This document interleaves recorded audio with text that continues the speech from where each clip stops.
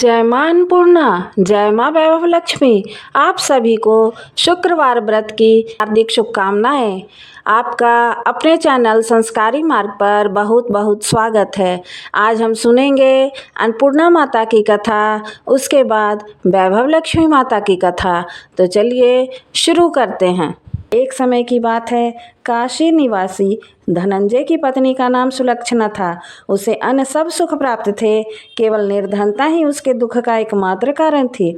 यह दुख उसे हर समय सताता रहता था। एक दिन सुलक्षणा पति से बोली, स्वामी आप कुछ उद्यम करो तो काम चले। इस प्रकार कब तक काम चलेगा? सुलक्षणा की बात धनंजय के मन में बैठ गई और वह उसी दिन विश्वनाथ शंकर जी को प्रसन्न करने के लिए बैठ गया और कहने लगा, हे देवादिदेव विश्वेश्वर, मुझे पूजा पाठ कुछ नहीं आता, केवल मैं आपके भरोसे बैठा हूँ।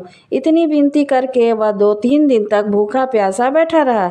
यह देखकर भगवान शंकर ने उसके कान में अन्नपूर्णा अन्नपूर्णा अन्नपूर्णा इस प्रकार 3 बार कहा। यह कौन है, क्या कह गया? इसी सोच में धनंजय पड़ गया कि मंदिर से आते ब्राह्मणों को देखकर पूछने लगा, पंडित जी अन्नपूर्णा कौन है? ब्राह्मणों ने कहा, तू अन्न छोड़ बैठा है सो तुझे अन्न की ही बात सूझती है। जा घर जाकर अन्न ग्रहण कर। धनंजय घर गया, स्त्री को सारी बात कही। वह बोली, हे नाथ चिंता मत करो, स्वयं शंकर जी ने यह मंत्र दिया है। वे स्वयं खुलासा करेंगे कि आप फिर जाकर उनकी आराधना करो। धनंजय फिर जैसा का तैसा पूजा में बैठ गया।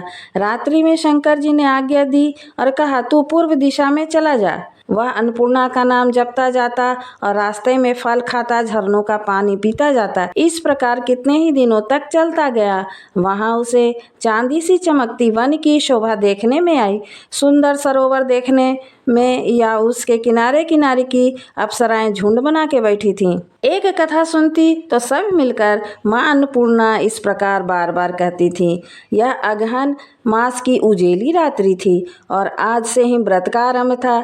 जिस शब्द की खोज करने वह निकला था वह उसे वहां सुनने को मिला। धनंजय ने उनके पास जाकर पूछा, हे देवियों, आप यह क्या करती हो? हम सब मां अन्नपूर्णा का व्रत करती हैं। धनंजय ने पूछा, व्रत पूजा करने से क्या होता है? यह किसी ने किया भी है? इसे कब किया जाए? कैसा व्रत है और इसकी विधि क्या है? मुझसे भी विस्तार से बताओ। वे कहने लगी, इस व्रत को कोई भी कर सकता है। 21 दिन तक के लिए 21 कांट का सूत लेना चाहिए। 21 दिन यदि न बने तो 1 दिन का उपवास करें। यह भी न बने तो केवल कथा सुनकर प्रसाद लें। निराहार रहकर कथा कहें। कथा सुनने वाला कोई न मिले तो पीपल के पत्तों को रखकर सुपारी या घृत कुमारी वृक्ष को के सामने दीपक को साक्षी कर सूर्य, गाय, तुलसी या महादेव को बिना कथा सुनाए मुख में दाना न डाले। यदि भूल से कुछ पड़ जाए तो 1 दिवस फिर उपवास करे। व्रत के दिन क्रोध न करे और झूठ न बोले। धनंजय बोला, इस व्रत को करने से क्या होगा? वे कहने लगी, इसके करने से अंधों को नेत्र मिले, लूलों को हाथ मिले, निर्धनों को घर धन आए, बांझ को संतान मिले, मूर्ख को विद्या आए। जो इस प्रकार कामना से व्रत करे माँ उसकी इच्छा पूरी करती हैं। वह कहने लगा, बहनों मेरे पास भी धन नहीं है, विद्या नहीं है, कुछ भी तो नहीं है। मैं तो दुखिया ब्राह्मण हूँ, मुझे इस व्रत की सूत दोगी? हाँ भाई, तेरा कल्याण हो, हम तुम्हें अवश्य देंगी। ले इस व्रत का मंगल सूत्र ले। धनंजय ने व्रत किया। व्रत पूरा हुआ तभी सरोवर में से 21 खंड की स्वर्ण सीढ़ी हीरा मोती जड़ी हुई प्रकट हुई। धनंजय जय अन्नपूर्णा कहता जाता। इस प्रकार कितनी ही सीढ़ियां उतर गया तो क्या देखता है कि करोड़ों सूर्य के प्रकाशमान अन्नपूर्णा का मंदिर है। उनके सामने स्वर्ण सिंहासन पर माता अन्नपूर्णा विराजमान है। सामने भिक्षा हेतु शंकर भगवान खड़े हैं। देवांगनाएं चंवर डुलाती हैं। कितनी ही हथियार बांधे पहरा देती हैं। धनंजय दौड़कर जगदम्बा के चरणों में गिर गया। देवी उसके मन का क्लेश जान गई।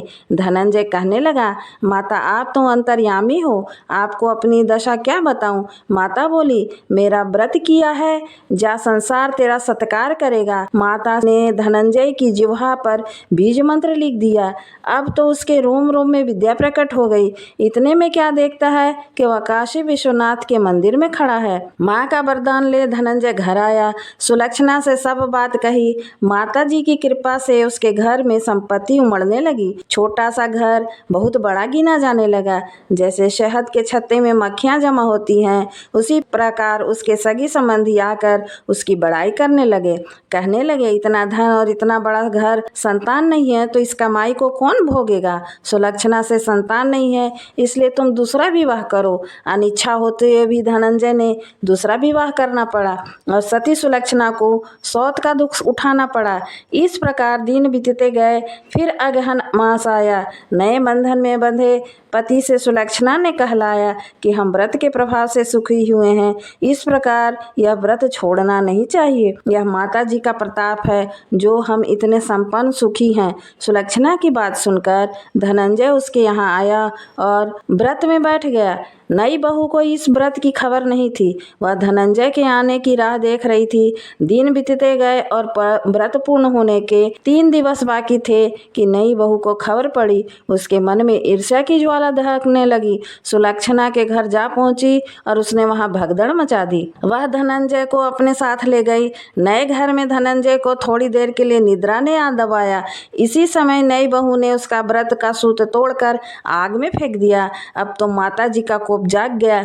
घर में अकस्मात आग लग गई। सब कुछ जलकर खाक हो गया। सुलक्षणा जान गई और पति को फिर अपने घर ले आई।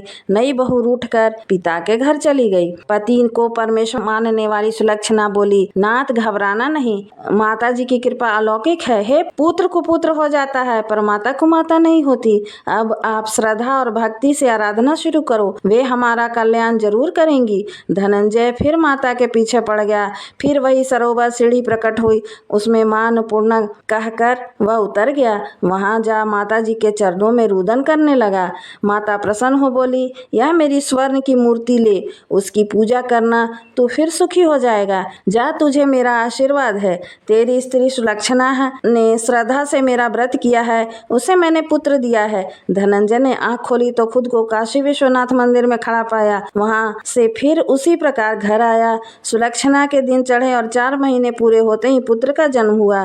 गांव में आश्चर्य की लहर दौड़ गई। इस प्रकार उसी गांव के निसंतान सेठ के पुत्र होने पर उसने माता अन्नपूर्णा का मंदिर बना दिया। उसमें माता जी धूमधाम से पधारी, यज्ञ किया और धनंजय को मंदिर का आचार्य का पद दे दिया। जीविका के लिए मंदिर की दक्षिणा और रहने के लिए बड़ा सुंदर भवन दे दिया। धनंजय स्त्री पुत्र सहित वहां रहने लगा। माता जी के चढ़ावे में भरपूर आमदनी होने लगी। उधर नई बहू के पिता के घर डाका पड़ा, सब लूट गया। वे भीख मांग कर पेट पालने लगे। सुलक्षणा ने यह सुना तो उन्हें बुला भेजा, अलग घर में रखा और उन्हें अन्न वस्त्र का प्रबंध कर दिया। धनंजय, सुलक्षणा और उसका पुत्र माता जी की कृपा से आनंद से रहने लगा। माता जी ने जैसे इनके भंडारे भरे वैसे सबके भंडारे भरना, हम पर भी कृपा करना। जय मां अन्नपूर्णा, जय मां अन्नपूर्णा, जय मां अन्नपूर्णा। अब सुनिए वैभव लक्ष्मी माता की व्रत कथा। एक बड़ा शहर था। इस शहर में न जाने कितने ही लोग रहते थे। देश के कोने कोने से रोजगार की तलाश में आए लोग जब इस शहर में आते थे तो उनके पास कुछ भी नहीं होता था। उनकी एकमात्र यही इच्छा रहती थी कि उनको किसी तरह से 2 समय की रोटी मिल जाए, मेहनत मजदूरी करके अपने बच्चों का पेट पाल ले, बस प्रभु के गुण गाए। वैसे तो देखा जाए तो मानव की इच्छाओं की कोई सीमा नहीं होती। शुरू में वह यही सोचता है कि उसे 2 समय की रोटी मिल जाए, प्रभु की भी यही बड़ी कृपा होगी। इसी के लिए वह मंदिरों में जाते हैं, तीर्थ यात्रा करते हैं, कथा सुनते हैं और जब उन्हें 2 समय की रोटी मिलने लगती है तो उनके मन में कुछ और विचार उठने लगते हैं कि जैसे उनकी आय बढ़े, उनके पास धन हो, रहने के लिए बढ़िया मकान हो, पहनने के लिए अच्छे कपड़े हों, सवारी के लिए स्कूटर या कार हो। इसी शहर में राधा और गोपाल नाम के पति पत्नी रहते थे। उनका एक छोटा सा घर था, यानी घर के नाम पर एक कमरा, उसी में रसोई, उसी में सोना, उसी में खाना। गोपाल किसी मिल में नौकरी करता था। राधा घर का सारा काम काज करती, प्रभु भक्ति करती और बाकी का समय अपने पति की सेवा में लगी रहती। हर मंगलवार को महावीर जी का व्रत करती, पति की चिरायु के लिए व्रत रखती। उधर गोपाल बुरी संगत में पड़कर शराब पीने लगा, जुआ खेलने लगा। गांव से आया सीधा साधा गोपाल शहर के साथियों में ऐसा फंसा कि उसे भी बुरी आदत लग गई। शुरू में उसने अपने आप को बचाने का बहुत प्रयास किया, लेकिन जब चारों ओर आग लगी हो तो कब तक बचा जा सकता है। एक मजदूर का वेतन ही कितना होता है। सारा मास मेहनत करने पर जो उसे मिलता उसे घर की 2 समय की रोटी ही चल सकती है। मकान का किराया, दुनियादारी, कपड़े, यह सब कुछ उन वेतन से ही चलता था। लेकिन जब इस वेतन से शराब पी जाए, जुआ खेला जाए तो घर कैसे चलेगा। राधा बेचारी बहुत दुखी हो गई, अंदर ही अंदर घुलने लगी। पति को मना करती तो पति की डांट खानी पड़ती। घर आकर वह इतना हाय हल्ला करता कि लोग उसका मजाक उड़ाने लगते। वह अंदर अंदर टूटने लगी, हर समय उदास रहने लगी। अपने मन की आग को शांत करने के लिए आंसू बहाती रहती। इस परदेश में उसका कौन है जो उसे सहारा देता। वह अकेली पड़ गई। आज आकर उसे प्रभु का ही आसरा था। माँ दुर्गा ही उसे सहारा देंगी। माँ लक्ष्मी तो इस घर से रूठ ही चुकी थी। गोपाल ने घर के बर्तन भांडे तक बेच डाले थे। इतने बड़े संकट में भी उसने प्रभु पर विश्वास नहीं छोड़ा, माँ दुर्गा की उपासना नहीं छोड़ी। उसे पूर्ण विश्वास था कि एक दिन माँ उसके सारे कष्ट हर लेगी। एक दिन जब घर में खाने को कुछ नहीं बचा था, वह 2 दिन से भूखी थी। जिस दुकान से खाने का सामान उधार में मिलता था, उसने इसलिए उधार देने से मना कर दिया क्योंकि उसके पिछले पैसे नहीं दिए गए थे। इस युग में तो जिसके पास लक्ष्मी नहीं है वह भूखा मर जाएगा। राधा माँ लक्ष्मी के चित्र के आगे हाथ जोड़े बैठी रो रही थी। माँ ने उसकी आंखों से टपकते आंसू देख लिए थे, उसके हृदय के दुख जान लिए थे। राधा रोए जा रही थी, साथ में वह माँ लक्ष्मी का पूजन भी कर रही थी। माँ लक्ष्मी मुझे बचा लो, माँ मुझे बचा लो। देखो मेरे घर की क्या हालत हो गई है। मैं 2 दिन से भी भूखी हूँ। मेरा पति बिगड़ चुका है। घर में लक्ष्मी जी आ बैठी हैं, परंतु आपका दूसरा स्वरूप तो इस संसार में माया का है। वह इस घर में नहीं है। उसके बिना जीवन नहीं। माँ मुझे बचा लो, शक्ति दो माँ, शक्ति दो। इस घर को बचा लो। अब आप ही मेरी अंतिम आसरा हो। तुमने मुझे नहीं बचाया तो मैं तुम्हारे चरणों में ही जान दे दूंगी। अब तो मेरा यह अंतिम निर्णय है। यह कहती हुई राधा माँ लक्ष्मी के चित्र के आगे गिर गई। उसी समय घंटियां बजने लगी, शंख की आवाज आने लगी। राधा के उदास चेहरे पर अपने आप खुशी की लहर दौड़ गई। तभी उसके कानों में आवाज आई, बेटी राधा, तुम्हारी आराधना सफल हो गई। तुमने इतने बड़े संकट में भी मुझ पर विश्वास नहीं छोड़ा, अपनी श्रद्धा में कोई कमी नहीं आने दी, इसलिए मैं तुम पर बहुत प्रसन्न हूँ। राधा, एक तो तू पतिव्रता धर्म में पूरी उतरी, अपने पति की सेवा में कोई कमी नहीं रखी। दूसरा, तूने मुझ पे विश्वास नहीं छोड़ा। यह सब तेरी अग्नि परीक्षा थी जिसमें तू पूरी खरी उतरी है। हे जगत माता, मैंने आपसे आज तक कुछ नहीं मांगा, परंतु आज मैं मजबूर हो गई हूँ। आज पहली बार आपसे कुछ मांग रही हूँ। मुझे मेरी घर की खुशियाँ दे दो। मुझे धनवान बनने की कोई लालसा नहीं। मुझे जीने के लिए धन की जरूरत है जिससे हम खाना खा सके। मेरे बिगड़े पति को सुधार दो माँ। मैं तुम्हारी मनोकामना पूरी करने के द्वार खोल रही हूँ। उठो, अपने घर के द्वार खोलो। राधा के अंदर न जाने कहां से अनजानी शक्ति आ गई थी। वह माँ लक्ष्मी के चरणों से उठकर अपने घर के द्वार की ओर गई तो उसने देखा कि एक तिलकधारी ब्राह्मण खड़े हैं। जय माँ लक्ष्मी, बोलो राधा बेटी। राधा ने कहा, जय माँ लक्ष्मी। देखो बेटी, मैं माँ लक्ष्मी के मंदिर का पुजारी हूँ। माँ के आशीर्वाद से यह 2 बोरी आटा, दालें और खाने का सामान लेके आया हूँ। आप धन्य है महाराज। माँ लक्ष्मी के पुजारी होने के नाते मैं आपके चरण छूती हूँ। महाराज, आपसे यह प्रार्थना करती हूँ कि मुझे इस संकट से निकलने के लिए कोई उपाय बताएं। देखो बेटी, इस माया रूप संसार में सुख प्राप्त करने के लिए अपने मन को शुद्ध और आत्मा को पवित्र रखना पड़ता है। लक्ष्मी को तिजोरियों में बंद कर रखने वाले पापी होते हैं। यदि तुम अपने मन की शांति और घर गृहस्थी चलाने के लिए लक्ष्मी जी को प्राप्त करना चाहती हो तो वैभव लक्ष्मी माँ का व्रत करो। इस व्रत के करने से तुम्हारी मनोकामना पूर्ण होगी, तुम्हारे सारे संकट दूर हो जाएंगे। लेकिन पुजारी जी, मुझे तो इस व्रत की विधि बता दो। मैं तो माँ की उपासना बचपन से कर रही हूँ, किंतु व्रत की विधि मुझे नहीं पता। पुजारी जी ने कहा, लक्ष्मी जी का व्रत बहुत सरल है। इसे वैभव लक्ष्मी व्रत कहा जाता है। जो प्राणी सच्चे मन से इस व्रत को कर लेता है उसकी सारी मनोकामनाएं पूरी हो जाती हैं। उसे हर प्रकार से सुख संपत्ति प्राप्त होती है। इस व्रत को विधि पूर्वक करने से ही इसका फल मिलता है। जो लोग इस व्रत को विधि पूर्वक नहीं करते उन्हें कोई फल नहीं मिलता। कोई भी व्रत जब तक अपनी विधि के अनुसार नहीं किया जाए उसका फल शून्य ही होता है। यह सब कुछ भी अपने आप पर निर्भर करता है। वैसे घर में यदि सोना सोना हो तो व्रत रखकर उसकी उपासना जरूर करना चाहिए।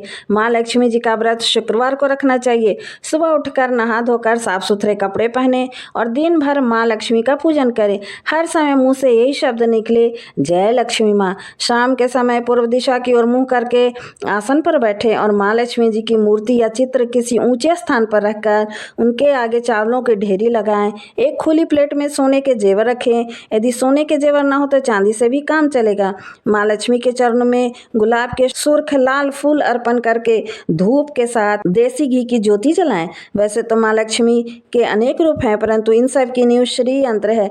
जो माँ के भक्त श्री यंत्र के दर्शन कर लेते हैं, समझ लो उन्होंने माँ के हर रूप के दर्शन कर लिए। इसलिए माँ पूजन के समय श्री यंत्र को मत भूलें। सबसे पहले प्लेट में रखे जेवर को हल्दी का टीका लगाकर 5 बार बोले, जय वैभव लक्ष्मी माँ, हमारी खाली झोली भर दो माँ। इसके पश्चात घी, आटे और चीनी से भूनकर बनाया गया प्रसाद, जिसमें केले के टुकड़े पड़े हों, और माँ लक्ष्मी की आरती करके उस प्रसाद को लोगों में बांट दें। बांटते समय भी आपकी जबान पर जय माँ लक्ष्मी रहनी चाहिए। यह व्रत निरंतर 21 या 51 रखे जा सकते हैं। सूर्यास्त होने के पश्चात माँ की उपासना करके जब प्रसाद बांट ले तो आप भी भोजन ग्रहण कर सकते हैं। माँ के आगे पड़े चावलों को सब पक्षियों को डाल दे। हर भक्त के लिए जरूरी है कि वह श्री वैभव लक्ष्मी व्रत कथा का पाठ करे और लोगों को भी कथा सुनाए। इससे बहुत अधिक पुण्य मिलता है। यह सारे व्रत जब विधि पूर्वक पूरे हो जाएं तो इसके फल स्वरूप प्राणी की हर इच्छा पूरी हो जाती है। माँ लक्ष्मी स्वयं उनका कल्याण करती है। उनके घर में सुख समृद्धि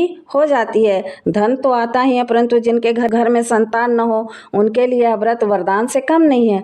जब व्रत संपूर्ण हो रहे हों, अर्थात 21 या 51वां व्रत रखें, तो उस दिन 7 छोटी कन्याओं को बुलाकर उन्हें उनका मनपसंद भोजन कराएं। फिर कन्या को चांदी अथवा गिलट का एक एक सिक्का दक्षिणा में दे। उसी दिन माँ लक्ष्मी की श्री वैभव लक्ष्मी व्रत कथा की 101 या 51 प्रतियां भी भक्तों को अपने हाथों से बांटे। यदि इतनी प्रतियां की शक्ति ना हो तो 11 तो अवश्य बांटनी चाहिए। माँ की प्रतिमा के आगे बैठकर दोनों हाथ जोड़कर उनसे प्रार्थना करते हो कहें, हे माँ लक्ष्मी, आपकी और प्रभु की कृपा से मैंने आपके व्रत विधि पूर्वक पूरे कर लिए हैं।